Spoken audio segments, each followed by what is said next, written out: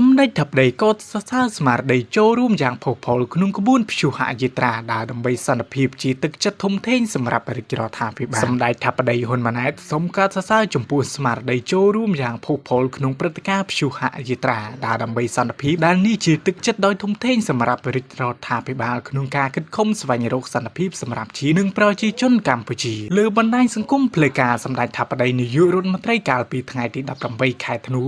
បានបង្ហោះសារយ៉ាងដូចនេះថាកម្ពុជាត្រូវការសន្តិភាព Cambodia need peace មហាគ្រួសារកម្ពុជាមហាគ្រួសារសាមគ្គីភាពស្មារតីតែមួយសំឡេងតែមួយបានស្រែកឡើងដូចគ្នា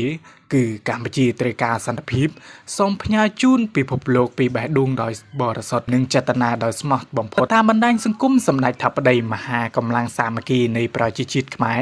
មកពីគ្រប់មជ្ឈដ្ឋានគ្រប់នេតិនាការនយោបាយនិងសាសនាបានមកជួបជុំក្រុមស្មារតីខ្មែរតែមួយដើម្បីធ្វើព្យុហយាត្រាដើរដើម្បីសន្តិភាពរបស់មហាគ្រួសារខ្មែរបានចាប់ផ្ដើមចេញដំណើរពីបរិវេណផ្សាររាត្រីមាត់ទន្លេពោលទៅកាន់សួនច្បារវិមានឯករាជ្យក្នុងបរិយាកាសពោពេញទៅដោយក្តីសង្ឃឹម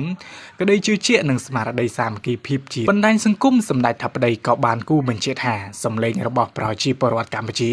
គឺជាសម្លេងដែលឲ្យតម្លៃលើសន្តិភាពនិងប្រាថ្នាការរួមរស់ដោយសន្តិភាពសហវិជ្ជមានជាមួយគ្រប់ប្រជាជាតិទាំងអស់តាមរយៈការផ្ញើសារសន្តិភាពចេញពីបេះដូងរបស់ប្រជាជនខ្មែរទៅកាន់សង្គមជាតិនិងសហគមន៍អន្តរជាតិថាកម្ពុជាមិនចង់ឃើញការបំផ្លិចបំផ្លាញវិនាសកម្មនិងការបាត់បង់អាយុជីវិតណាមួយឡើយទោះជាក្នុងកាលៈទេសៈឬបរិបទណាក៏ដោយជាមួយគ្នានេះសម្ដេចថាបតីនាយករដ្ឋមន្ត្រីសូមការសរសើរនិងថ្លែងអំណរគុណចំពោះស្មារតីចូលរួមយ៉ាងច្រើនផុសផុលដែលនេះជាទឹកចិត្តដ៏ធំធេងសម្រាប់រាជរដ្ឋាភិបាលក្នុងការខិតខំស្វែងរកសន្តិភាពសម្រាប់ជាតិនិងប្រជាជនកម្ពុជាសូមអរគុណដល់សហភាពសហព័ន្ធយុវជនកម្ពុជាដែលបានចូលរួមរៀបចំកម្មវិធីដ៏មានសារៈសំខាន់នេះដើម្បីផ្ដល់ឱកាសឲ្យមហាគ្រួសារខ្មែរចូលរួបរួមនិងសម្ដែងមតិក្នុងការចង់បានសន្តិភាព